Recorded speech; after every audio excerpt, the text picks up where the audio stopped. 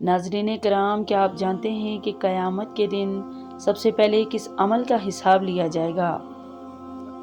بسم اللہ الرحمن الرحیم۔ السلام علیکم ورحمۃ اللہ وبرکاتہ۔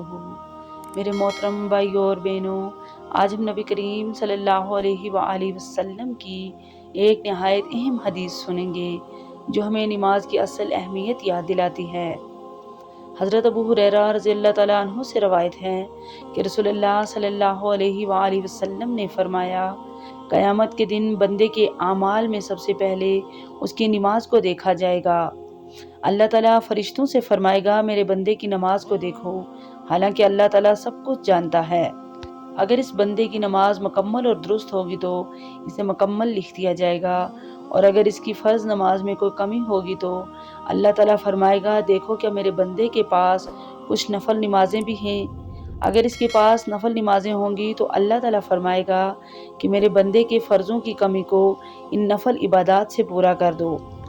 پھر اسی طرح انسان کے باقی تمام اعمال کا بھی حساب لیا جائے گا۔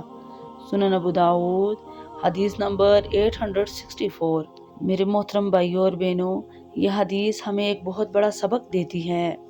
ہمیں اپنی نمازوں کا خاص خیال رکھنا چاہیے، انہیں وقت پر ادا کرنا چاہیے اور دل کی حاضری کے ساتھ پڑھنے کی کوشش کرنی چاہیے، اور اگر ممکن ہو تو نفل نمازوں کا بھی اہتمام کرنا چاہیے، کیونکہ یہی نفل عبادات قیامت کے دن ہماری فرض نمازوں کی کمی کو پورا کرنے کا ذریعہ بن سکتی ہیں۔ اللہ تعالیٰ ہمیں نماز کی قدر کرنے والا بنائے اور ہماری عبادات کو قبول فرمائے، آمین یا رب العالمین۔ اگر آپ کو یہ حدیث پسند آئی ہو تو اسے دوسروں تک ضرور پہنچائیں۔ جزاکم اللہ خیر، والسلام علیکم ورحمۃ اللہ وبرکاتہ۔